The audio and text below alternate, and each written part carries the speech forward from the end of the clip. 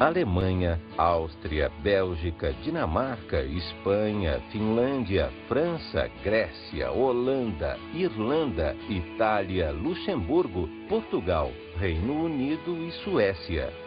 Estes são os principais países que compõem a União Europeia.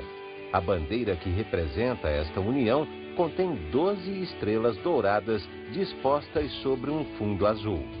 Mas por que a bandeira tem 12 estrelas? Porque os europeus acreditam que o número 12 simboliza a perfeição. Por isso, apesar das diferenças nas culturas, nas tradições e nas histórias, os países partilham a mesma vontade de viver em paz, em perfeita harmonia, num intuito de melhorar as condições de vida e trabalho de seus cidadãos e construir um mundo mais justo. E aí, pessoal, tudo bem com vocês? O tema da nossa aula de geografia de hoje é a Europa Ocidental e a formação da União Europeia. Como a atual Europa chegou a esses índices, de bloco, a sustentação de um bloco, a formação de um grande bloco, ao mesmo tempo com fatores históricos de implicações políticas, diferenças entre os países, nacionalismos, xenofobia, enfim, uma série de implicações da formação da Europa Ocidental, um bloco que hoje representa aí boa parte dos países desenvolvidos, países ricos, mas que à medida que cria um megabloco, a formação de um bloco gigantesco, no caso chamado de União Europeia, eu vou ter algumas desigualdades presentes, principalmente a partir dos novos membros que vão se inserir dentro deste bloco. A Europa Ocidental, principalmente a partir daqueles processos colonizatórios, buscando um acúmulo de metais, transferindo depois parte desses capitais para suas respectivas metrópoles, acabou gerando uma condição favorável para a Europa Ocidental em termos de participação em mercados e, ao mesmo tempo, em distribuição desses lucros obtidos a partir do metalismo, principalmente em relação às colônias, para o desenvolvimento de nações com certo poder aquisitivo. Então, a gente vai ter, nesse sentido, uma formação de um bloco atual que tem, sim, origens históricas naqueles processos de colonização. Esse é um dos fatores que explicam por que hoje boa parte dos países europeus são considerados ricos, são considerados desenvolvidos, ou seja, eu tenho no passado uma questão de colonização, eu acabei criando uma série de colônias, o meu país criou uma série de colônias, principalmente na África e também na América Latina. Essas colônias acabaram abastecendo os meus mercados internos em relação a especiarias e também em relação a alguns metais preciosos como a prata e como o ouro. E esse tipo de acúmulo de capital que começou a surgir a partir justamente desse tipo de comércio em relação às colônias, permitiu que hoje, no atual estágio de bloco, um megabloco, eu tenho a formação hoje de um megabloco chamado União Europeia, os índices de desenvolvimento humano dos principais países integrantes do bloco são considerados ou razoáveis ou bons, índices de primeiro mundo, como a gente costuma falar, em relação à geografia da Europa Ocidental. A formação dos estados europeus, elas ocorreram de formas diferenciadas na história. Existem países que apresentam uma formação mais antiga, digamos assim, em relação à história, principalmente em relação à Inglaterra e à França, países que conseguiram estabelecer seus estados-nação, ou seja, um estado-nação soberano que possui um governante, pode ser um rei ou pode ser um burguês, enfim, um presidente, um ministro. Estados que começam a se instituir como estados, começam a se inserir como estados ou a formar estados, principalmente a partir de 1600, no caso da Inglaterra, por volta de 1600 e alguma coisa, já começam a formar os seus estados, e a definir os seus limites de fronteira e territórios, enfim, criar as suas subdivisões dentro dos territórios, e a partir disso, como eu tenho uma estrutura política já formada, uma estrutura que vai manter o poder soberano, eu vou começar a partir para o acúmulo de capitais em colônias. Então, isso vai permitir, sim, que esse tipo de nação, principalmente Inglaterra e França, saiam na frente na corrida no capitalismo em relação ao metalismo também, para sustentar hoje esse atual período onde são consideradas nações ricas. No segundo momento, eu vou ter a presença de estados mais modernos em suas formações, na constituição dos estados soberanos, principalmente citando dois exemplos, no caso, a Alemanha e a Itália, que possuem processos recentes de formação em relação aos seus estados, né? Os estados-nação, no caso na Itália e da Alemanha, são processos recentes, principalmente a partir de 1800, justamente por divisões internas que ocorriam, ou seja, existiam facções, né, internas que acabavam mantendo o seu poder e não queriam abrir mão do poder de subdivisões para um poder central, um poder único, no caso de um verdadeiro soberano, um governante principal. Então a gente vai ter processos demorados e, nesse sentido, esses dois países, essas duas nações vão conseguir a sua parte naquela grande partilha, digamos assim, do continente africano, por exemplo, de uma forma desigual em relação a países como a Inglaterra e como, no caso, a Espanha e Portugal, que foram países assim que conseguiram várias colônias dentro da África, né? Então, nesse sentido, tanto a Itália quanto a Alemanha vão conseguir um número bem menor de colônias em relação ao continente africano. Esse processo, então, é um processo que vai acabar gerando, sim, uma desigualdade em relação à participação desses países, né? A Alemanha, no caso, é um país que vai conseguir ter um desenvolvimento industrial, principalmente a partir da Segunda Guerra, né? Que ela teve uma reconstrução. E no caso da Itália, ainda assim, eu tenho grandes desigualdades presentes dentro desse Estado, dentro desse Estado-nação, principalmente em função de diferenças existentes entre regiões italianas, principalmente na relação entre um norte mais rico, industrial, e um sul mais agrário e mais pobre nesse sentido, né? Um filme, pessoal, que vai acabar mostrando cenas marcantes dessa história da Europa Ocidental, né? Dessa história principalmente da Alemanha, é o filme chamado Adeus Lenin, né? Um filme que vai mostrar as transformações ideológicas, políticas e econômicas existentes na Europa e que afetaram não só a Alemanha, né? Mas também vários países pertencentes à Europa Ocidental. Vamos ver aí algumas cenas do filme. Oi. Olá. Oi.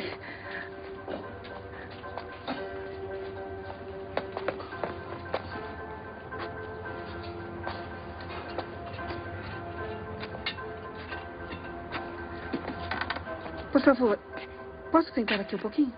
Claro.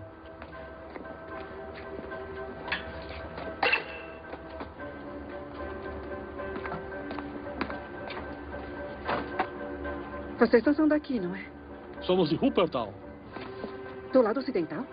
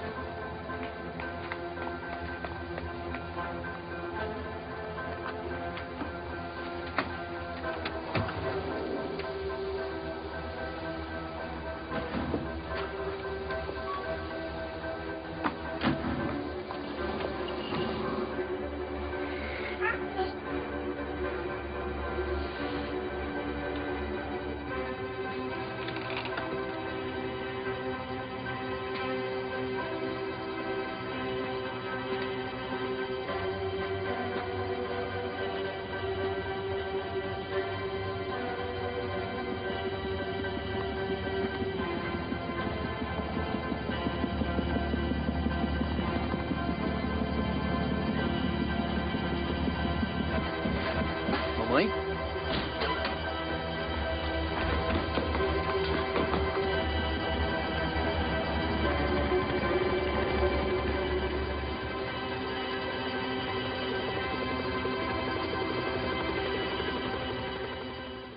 De um lado, uma Alemanha oriental de caráter socialista e, ao mesmo tempo, eu vou ter uma Alemanha ocidental de caráter capitalista. Essas diferenças, elas aparecem bem no filme, né? As implicações nos padrões de cultura, nos padrões de consumo, por exemplo, as grandes diferenciações que existem nesses dois sistemas. E o filme ele é característico também e é importante nesse sentido, porque ele mostra não só a questão dos sistemas existentes, mas também as mazelas, né, e as coisas boas de cada sistema. Ele não vai colocar assim, a opinião do diretor do filme apenas como esse lado era bom, no caso, sei lá, ocidental, oriental, e o outro era o bandido da história, digamos assim, né? Eles vão mostrar, o diretor vai mostrar os dois lados, as duas faces dos dois sistemas, né? Vai mostrar as coisas boas e ruins que ocorreram nesse período chamado de Guerra Fria, com suas implicações principais. Vejamos então mais algumas implicações, né, da Guerra Fria na formação no surgimento das duas Alemanhas, né? Principalmente a partir da questão do consumo diferenciado. Eu tinha, de um lado, uma economia socialista associada à Alemanha Oriental, né? Que vai ter o quê? Vai ter como base os planos quinquenais, ou seja, a população acaba consumindo padrões, né, tem padrões de consumo delimitados e restritos. Alguns produtos da cesta básica, por exemplo, são comuns, né, tem preços módicos. Existe, ao mesmo tempo, um sistema de trabalho coletivo, né, empresas estatais coletivas, onde os salários são iguais e a possibilidade de ascensão social, ela praticamente inexiste. De outro lado, eu vou ter a formação de uma Alemanha ocidental capitalista, onde a produtividade e a competição estão na base da linha de montagem de uma fábrica, por exemplo, né? Então, são empresas privadas que visam lucro e, para o funcionário crescer, existe uma grande possibilidade desde que ele se adapte a esses processos produtivos, essas linhas de montagem que exigem cada vez mais um funcionário melhor preparado, melhor qualificado. A gente vai ter uma série de implicações, então, a partir da Guerra Fria, ou seja, com o final da Guerra Fria, a gente tem um período básico, assim, né, pelo menos um marco básico desse final, desse período, a questão da queda do Muro de Berlim em 1989, né, quando a gente começa a ter uma reunificação da Alemanha. A Alemanha deixa de ser de um lado ocidental e oriental para ser uma única Alemanha, né? Então a gente vai ter implicações muito grandes, não só na Alemanha, mas na Europa como um todo, e esse processo vai ter implicação, sim, na questão da formação da União Europeia. Para o atual estágio de União Europeia, eu tive que passar por um processo histórico, né, de formação, a partir do estabelecimento da Comunidade Econômica Europeia no ano de 1957. Esse é o marco inicial da atual União Europeia, sendo que no início eu tive alguns membros principais na formação, a saber, França, Alemanha Ocidental, Itália, Bélgica, Países Baixos e Luxemburgo. Então, esses países são os primeiros integrantes, né? São os países que geram uma espécie de embrião da atual União Europeia. Um mercado que no início era apenas em relação a trocas de algumas mercadorias e alguns acordos bilaterais, em alguns casos, para depois, com o passar do tempo, chegar a um estágio mais avançado, no caso da atual União Europeia. Na sequência, eu vou ter a entrada de novos países, ou seja, alguns países começam a ver que ocorre uma espécie de crescimento, principalmente em relação às trocas de mercadorias entre os primeiros integrantes, e decidem entrar nesse tipo de bloco, no caso, que é da antiga Comunidade Econômica Europeia. Um outro exemplo de países que entram são os seguintes: novos membros que entram no bloco em 1973, Reino Unido, Dinamarca e Irlanda. À medida que os novos membros iam adentrando no bloco, a quantidade de países que aumentava, ou seja, o poder de decisão desse tipo de comunidade vai também aumentando, e a tendência é o que? Eu atrair mais membros, né? O número de países que começam a entrar vai aumentando gradativamente. Para vocês terem uma ideia, a gente vai ter uma entrada de novos membros, principalmente na década de 80, quando entram mais novos 3 membros, né? Grécia, Portugal e Espanha, países que possuíam até então economias módicas, economias pequenas, em termos de valor de exportação, em termos de consumo interno, e vão ter um crescimento justamente a partir dessa entrada na Comunidade Econômica Europeia.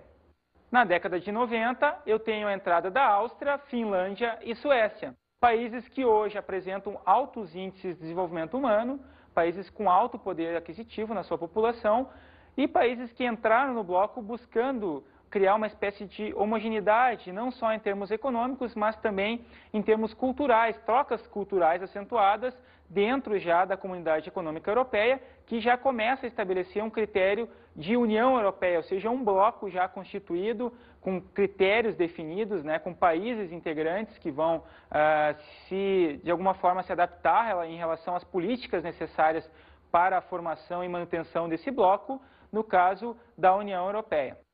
Em 2004, ocorre a entrada de ex-repúblicas soviéticas, ou seja, a União Europeia atinge um estágio de megabloco, né, principalmente com um fator até contraditório. Ex-repúblicas soviéticas que tinham um modelo socialista de mercado, né, um modelo totalmente voltado para o mercado interno, para a não competição, né, visava apenas a questão da distribuição de renda, a questão da coletividade, e a partir do fim do sistema socialista, a partir do final do sistema socialista, principalmente a partir de 89, boa parte desses países tentam se inserir no mundo do capital, né, o mundo capitalista.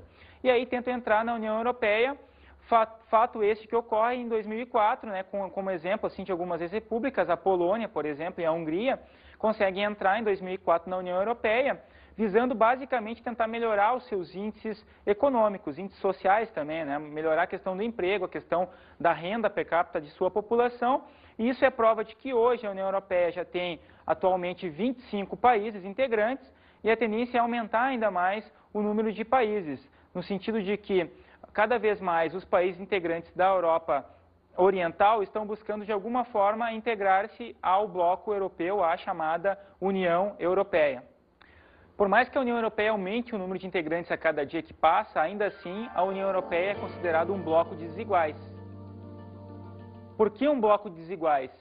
Primeiro, pelas questões culturais e também pelas desigualdades econômicas, ou seja, eu vou ter uma série de países que apresentam altos índices de pobreza, né, principalmente as ex-repúblicas soviéticas que entraram no bloco, e também a questão da formação nacionalista de cada país, as diferenças nacionais de cada país, que vão dar margem para o surgimento de alguns fatores, principalmente em relação à imigração e à xenofobia.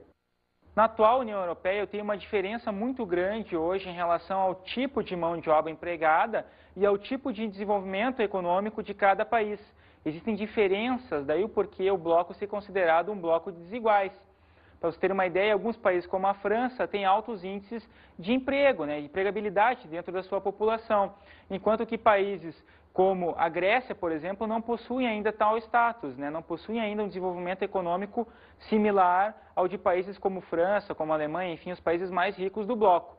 Então eu vou ter uma margem hoje que vem principalmente da questão do final, né, ou pelo menos da redução dos direitos sociais, da questão do bem-estar social que vem sendo reduzida, um surgimento de sentimentos de xenofobia dentro da população do bloco europeu, principalmente em função da chegada dos imigrantes, que entre a década de 70 e 80, tentando ocupar aqueles empregos que a população europeia não queria, que não pagam tão bem quanto profissões mais rentáveis, por exemplo, os engenheiros, os médicos. Então a população, à medida que vai tendo uma redução nos seus direitos sociais, na questão do bem-estar social, vão querendo reocupar, né, esse tipo de emprego, né? Então, assim, eu vou ter o sentimento de xenofobia, né, que é uma aversão ao imigrante, principalmente imigrante latino, imigrante turco e imigrante africano, e esse sentimento vai dar margem para a formação de grupos neonazistas, principalmente na Alemanha e na França, e nesse sentido a gente vai ver agora uma cena, né, algumas cenas de um filme que vai ilustrar bem essa questão da xenofobia. O nome do filme é Um Skinhead no Divã, e vamos ver aí então as cenas. Roda aí.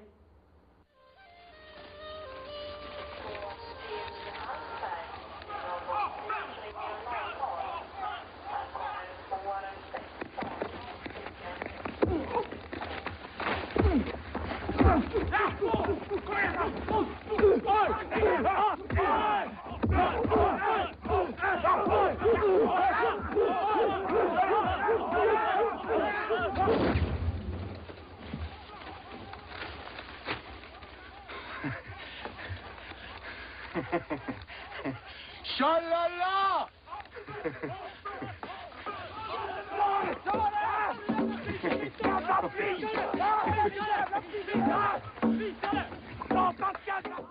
Vocês viram aí o filme mostrando cenas, né, dos neonazistas atacando jovens de origem latina ou negros, enfim. Existe uma série de atentados de grupos, principalmente neonazistas na Alemanha, principalmente, né, em relação a minorias, as chamadas minorias na Europa hoje, boa parte delas constituída de imigrantes. Então o filme mostra aí o grupo de neonazistas gritando, né, que o país lá pode ser a Suécia, por exemplo, a Suécia é para os suecos, não é para os imigrantes, né. Esse sentimento também vai se expandir a partir da Europa para uma série de países europeus, e é um sentimento que hoje cresce a cada dia e vai acabar sendo responsável por uma expulsão de imigrantes. Existem muitos imigrantes que não aceitam esse tipo de atitude e acham extremamente perigosa esse tipo de atitude para a sua família e acabam voltando para os seus países de origem, no caso, países africanos, países latino-americanos. Nacionalismos. A atuação de grupos extremistas na atual Europa, no atual bloco europeu, tem fundamento basicamente na questão da imigração, né? A gente vai ter o surgimento de políticos que são extremamente nacionalistas, então é um fator de empecilho, como a França, por exemplo, onde a gente tem um político muito influente hoje, que é o Le Pen, um político que diz que a França não deveria jamais ter entrado na União Europeia, ter formado a União Europeia. A França teria que continuar um país nacionalista, com a sua moeda única, no caso o antigo franco, e mantendo as suas questões culturais em dia, né? Ou seja, continuar com essas questões culturais dentro da questão histórica, ou seja, questões aí que vêm de mais de 1000 anos, a formação da França, das questões culturais da França, que não deveriam ser deixadas de lado na criação, né, para a criação de um bloco como a União Europeia. E o número de políticos influentes hoje, principalmente de caráter nacionalista, vem crescendo, não só na Alemanha, mas também em demais integrantes. No caso, na Inglaterra, existem políticos nacionalistas que não querem a entrada do país, ou pelo menos na questão da moeda, né? A Inglaterra ainda não se adaptou à moeda, ao euro. Então isso é um fator primordial para o futuro deste bloco, né? Para o futuro da União Europeia, que diz respeito justamente em relação à questão nacionalista, ou seja, até que ponto um político que prega o nacionalismo vai aceitar a formação da União Europeia, vai aceitar a livre circulação de pessoas, mercadorias e serviços, e vai aceitar ainda, uma coisa mais difícil ainda nesse sentido, a questão da entrada dos imigrantes de fora do bloco, os imigrantes de fora do bloco, para a questão do trabalho, por exemplo, em países como a França. São países que têm o sentimento nacionalista cada vez é mais aumentado em relação à União Europeia, ou seja, existe um sentimento de aversão ainda em relação ao bloco europeu, em relação à União Europeia. Ao mesmo tempo, outro fator que vai acabar, digamos, diminuindo a questão da homogeneidade da União Europeia, ou seja, não tem uma constituição ainda de um bloco realmente efetivo, diz respeito à questão da formação do bloco a partir de desigualdades econômicas, né, entre os membros integrantes. Existe uma série de países aí que não tem altos índices de consumo, que existe população basicamente rural, ou seja, existem áreas, no caso, mais industrializadas, e de outro lado existem áreas menos industrializadas, áreas mais rurais, com índices de rendimento menores, né? Isso não é benéfico para a questão do bloco, porque se o bloco quer se homogeneizar, isso já está na pauta da União Europeia há muito tempo, a gente tem que ter uma homogeneidade também em termos industriais, ou seja, boa parte dos países integrantes do bloco tem que ter altos índices de industrialização, tem que ter altos índices tecnológicos, desenvolvimentos de novas tecnologias, principalmente a partir de centros tecnológicos e universidades. Então, assim, a gente vai ter alguns países que apresentam uma série de problemas em relação a essas desigualdades, a saber, 3 países principais nesse sentido: Portugal, Espanha e Grécia, ganhos e perdas. 3 países que entram tardiamente, principalmente na década de 80 no bloco, e acabam de alguma forma sofrendo com essas consequências de entrar justamente tardiamente no bloco. Primeiro, no caso de Portugal e de Espanha, né? São países que hoje até possuem um certo índice industrial, principalmente a partir da sua entrada, porque na Constituição da União Europeia, justamente para tentar agregar esses novos membros na questão do consumo, na questão da indústria, na questão da melhoria da renda das populações internas desses países, o bloco dos ricos, digamos assim, principalmente França e Alemanha, vão tentar fazer uma espécie de pacto, né, para tentar ajudar financeiramente os novos membros. Então, assim, na década de 80, quando Grécia, Portugal e Espanha entram nesse bloco, eles recebem grandes ajudas financeiras para tentar se modernizar, tanto em termos industriais quanto em termos tecnológicos, né, principalmente em relação à questão da urbanização. Você vai ver hoje países como Portugal e como Espanha, eles já apresentam um alto índice de urbanização, de modernização, inclusive nessas urbanizações, com a construção de shoppings extremamente modernos, fábricas também de automóveis, de eletroeletrônicos extremamente modernas, né? E ao mesmo tempo eu vou ter um aumento da renda per capita da população desses países. E no caso da Grécia, ainda é uma questão tímida, né? O país ainda não conseguiu ter um índice industrial tão compatível quanto o de Portugal e de Espanha. Grécia, vocês vão ver assim a questão de Jogos Olímpicos, por exemplo, né? A Grécia é o berço dos Jogos Olímpicos. Então, nesse sentido, a União Europeia, justamente em função dos Jogos Olímpicos, tenta inserir capitais para o desenvolvimento do país. Os Jogos Olímpicos, digamos, serviu para atrair um número maior de turistas, né? A Grécia é um país importante em relação ao turismo, mas esses jogos acabam alavancando outros investimentos que não apenas para o turismo. Então, o país começa a ter também um desenvolvimento econômico a partir da sua entrada na União Europeia e vai ter sérios impactos, principalmente na questão do trabalho e na migração de turcos para a Grécia. Então, assim, existem alguns conflitos internos que ainda não permitem com que a Grécia, não façam com que a Grécia ainda tenha índices econômicos tão bons quanto os índices da Alemanha e da França, por exemplo. Então, nesse sentido, a gente vai ter dois fatores principais, né, dois fatores responsáveis pela melhoria econômica de Portugal, Grécia e Espanha, a saber, as inovações tecnológicas e melhorias infraestruturais. A União Europeia, como bloco efetivo, né, ainda a gente tem uma série de implicações, nacionalismo, xenofobia, imigrações. Será que a União Europeia já constitui realmente uma unidade europeia? Essa pergunta ainda tem alguns capítulos, né? A gente precisa nessa novela da União Europeia alguns capítulos ainda para chegar ao seu final, né? Para mostrar realmente se a União Europeia vai se efetivar como bloco, vai acabar criando uma unidade mesmo, um pacto quase que federativo. Existem alguns autores que dizem que no futuro a União Europeia vai ser um único bloco, como uma espécie de um único país, não existirão mais fronteiras, não existirão mais nacionalismos. Em contrapartida, né, existem outros teóricos que dizem que não, que o nacionalismo sempre vai prevalecer, as questões culturais de cada país vão prevalecer, e a União Europeia vai continuar sendo apenas um bloco que visa o aumento das trocas comerciais entre os integrantes e em relação a países de fora do bloco, ou seja, expandir as mercadorias. Ao mesmo tempo, eu tenho hoje a formação de um parlamento europeu, ou seja, existem tentativas de unificar o bloco, de criar uma unidade política, econômica, cultural na União Europeia. O Parlamento Europeu, para você ter uma ideia, ele funciona em função, aliás, do número de integrantes, do número de populações integrantes de cada membro, ou seja, em alguns países que não possuem tanta população, possuem, por exemplo, 15, 20 milhões, vão ter um número muito menor de integrantes no Parlamento Europeu, que tem sede em Bruxelas, na Bélgica. Na tentativa da criação da unidade política e econômica europeia, foi criado o euro, né, uma moeda única. Mas ainda assim, o euro não é uma moeda única, porque alguns integrantes da União Europeia não aceitaram instituir, né, o euro como moeda local, como moeda nacional, em detrimento de uma moeda anterior. Por exemplo, a Inglaterra e a Dinamarca ainda continuam com as suas moedas locais. Enquanto que países como a Grécia abandonaram moedas históricas, por exemplo, o dracma na Grécia, uma moeda que tinha mais de 2.000 anos, foi substituída pelo euro, né? Principalmente aí final do século XX, início do século XXI. Então hoje o euro já é uma moeda forte em mercados internacionais, fora da Europa, obviamente.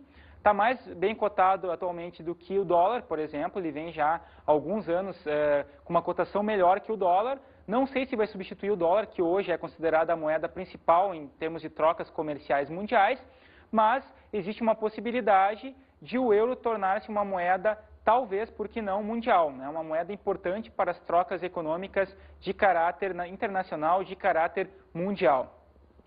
Outro passo importante na constituição da unidade política, econômica e cultural da União Europeia foi a criação de um critério, né, principalmente a partir da livre circulação de pessoas, né? Livre circulação que começou basicamente aí entre 2000 e 2001, uma circulação ainda que está, digamos, condicionada aos critérios econômicos, ou seja, novos integrantes, novos membros, principalmente as ex-repúblicas soviéticas, como Hungria e Polônia, por exemplo, ainda não podem ter parte da sua população circulando livremente nos demais integrantes, nos demais membros da União Europeia.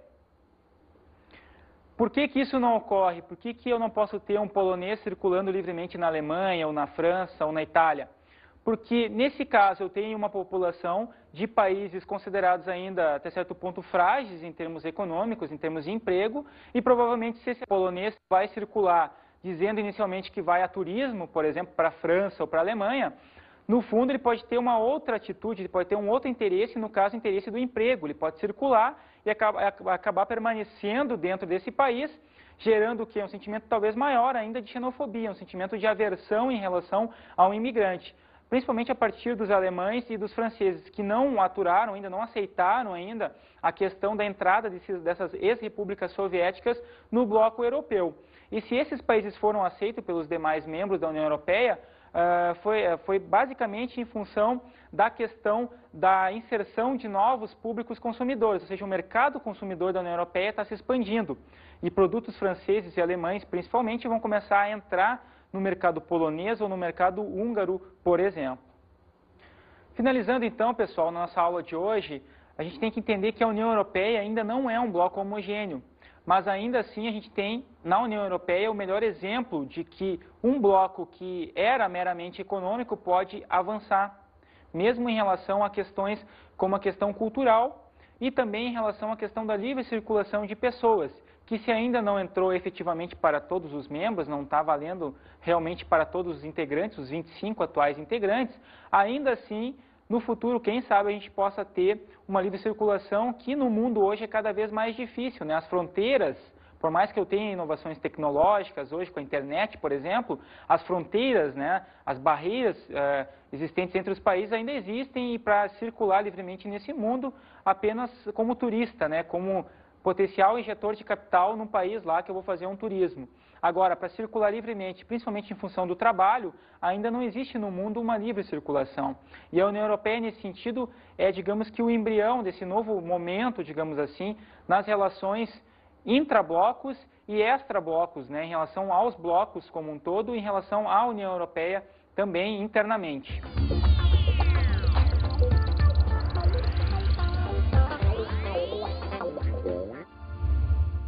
Bem, pessoal, a minha dica de estudo hoje é a seguinte. Assistam ao filme Adeus Lenin, de direção de Wolfganger Becker-Sohn, da Pictures Classics. Um filme que vai mostrar basicamente as diferenças entre a Alemanha ocidental e oriental, tanto em termos de consumo quanto em termos ideológicos, né? As implicações que isso vai trazer, inclusive, para a formação da União Europeia, né? Porque a partir da queda do Muro de Berlim em 1989, eu vou ter todo um sistema capitalista que vai acabar prevalecendo na Alemanha, que vai fazer com que a Alemanha cada vez mais se insira na União Europeia. Então é uma dica importante, eu recomendo. Espero que vocês tenham gostado da nossa aula de hoje. Bons estudos e até a próxima.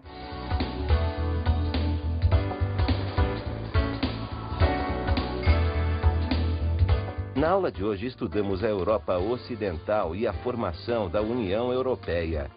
As diferenças existentes dentro do bloco europeu, dentro da Europa Ocidental, vão acabar de alguma forma dificultando, né, os tratados, os pactos em relação à constituição do bloco, no caso, o bloco chamado de União Europeia.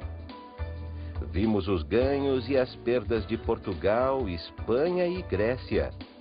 Esses países, antes de entrarem na União Europeia, não possuíam índices econômicos sustentáveis. Eram países considerados até certo ponto pobres e com economias frágeis. À medida que entram na União Europeia, começam a ter uma melhoria dos seus índices econômicos, que vão acabar se refletindo na melhoria também e na qualidade de vida de suas populações. E analisamos uma unidade europeia.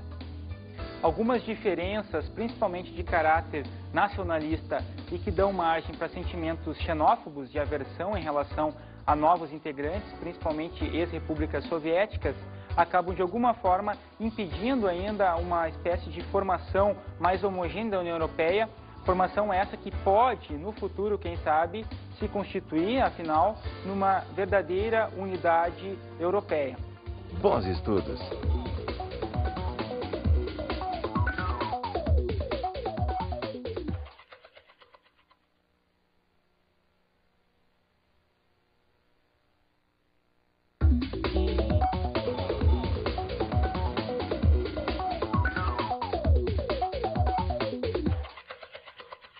Bem, professor, uma dica importante de estudo aí para trabalhar com seus alunos em sala de aula é mostrar a questão do cinema em relação à geografia, ou seja, mostrar filmes talvez sobre a questão da xenofobia na Europa, né?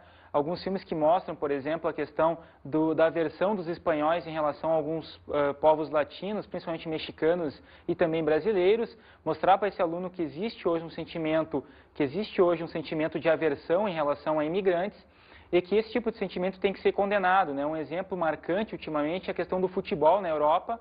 alguns clubes europeus, no caso na Espanha, quando torcedores gritam ou têm gritos de aversão em relação a jogadores de origem latina ou de origem africana. Então, mostrar para esse aluno que existe esse tipo de sentimento e que é um sentimento condenável em relação, principalmente, à questão dos direitos humanos na atualidade. Espero que você tenha gostado da nossa aula de hoje, bons estudos e até a próxima. Ou seja, existiam facções internas que acabavam mantendo o seu poder e não queriam abrir mão do poder de subdivisões para um poder central, um poder único, no caso de um verdadeiro soberano, um governante principal. Então a gente vai ter processos demorados e, nesse sentido, esses dois países, essas duas nações vão conseguir a sua parte naquela grande partilha, digamos assim, do continente africano, por exemplo, de uma forma desigual em relação a países como a Inglaterra e como, no caso, a Espanha e Portugal, que foram países assim que conseguiram várias colônias dentro da África, Então, nesse sentido, tanto a Itália quanto a Alemanha vão conseguir um número bem menor de colônias em relação ao continente africano. Esse processo, então, é um processo que vai acabar gerando, sim, uma desigualdade em relação à participação desses países, A Alemanha, no caso, é um país que vai conseguir ter um desenvolvimento industrial, principalmente a partir da Segunda Guerra, que ela teve uma reconstrução. E no caso da Itália, ainda assim, eu tenho grandes desigualdades presentes dentro desse Estado-nação, principalmente em função de diferenças existentes entre regiões italianas, principalmente na relação entre um norte mais rico, industrial, e um sul mais agrário e mais pobre nesse sentido, Um filme, pessoal, que vai acabar mostrando por que hoje boa parte dos países europeus são considerados ricos, são considerados desenvolvidos, Ou seja, eu tenho no passado uma questão de colonização, eu acabei criando uma série de colônias, O meu país criou uma série de colônias, principalmente na África e também na América Latina. Essas colônias acabaram abastecendo os meus mercados internos em relação a especiarias e também em relação a alguns metais preciosos como a prata e como o ouro. E esse tipo de acúmulo de capital que começou a surgir a partir justamente desse tipo de comércio em relação às colônias, permitiu que hoje, no atual estágio de bloco, um megabloco, eu tenho a formação hoje de um megabloco chamado União Europeia, os índices de desenvolvimento humano dos principais países integrantes do bloco são considerados ou razoáveis ou bons, índices de primeiro mundo, como a gente costuma falar, em relação à geografia da Europa Ocidental. A formação dos estados europeus, elas ocorreram de forma diferenciadas na história, Existem países que apresentam uma formação mais antiga, digamos assim, em relação à história, principalmente em relação à Inglaterra e à França, Países que conseguiram estabelecer seus estados-nação, ou seja, um estado-nação soberano que possui um governante, Pode ser um rei ou pode ser um burguês, enfim, um presidente, um ministro. Estados que começam a se instituir como estados, começam a se inserir como estados ou a formar estados, principalmente a partir de 1600, no caso da Inglaterra, por volta de 1600 e alguma coisa, já começam a formar os seus estados, e a definir os seus limites de fronteira e territórios, enfim, criar as suas subdivisões dentro dos territórios, e a partir disso, como eu tenho uma estrutura política já formada, uma estrutura que vai manter o poder soberano, eu vou começar a partir para o acúmulo de capitais em colônias. Então, isso vai permitir, sim, que esse tipo de nação, principalmente Inglaterra e França, saiam na frente na corrida no capitalismo em relação ao metalismo também, para sustentar hoje esse atual período onde são consideradas nações ricas. No segundo momento, eu vou ter a presença de estados mais modernos em suas formações, na constituição dos estados soberanos, principalmente citando dois exemplos, no caso, a Alemanha e a Itália, que possuem processos recentes de formação em relação aos seus estados. Os estados-nação, no caso, na Itália e da Alemanha, são processos recentes, principalmente a partir de 1800, justamente por divisões internas que ocorriam, ou seja,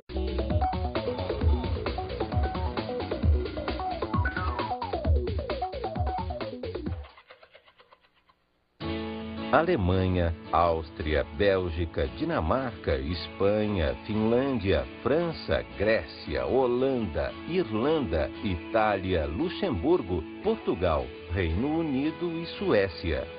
Estes são os principais países que compõem a União Europeia.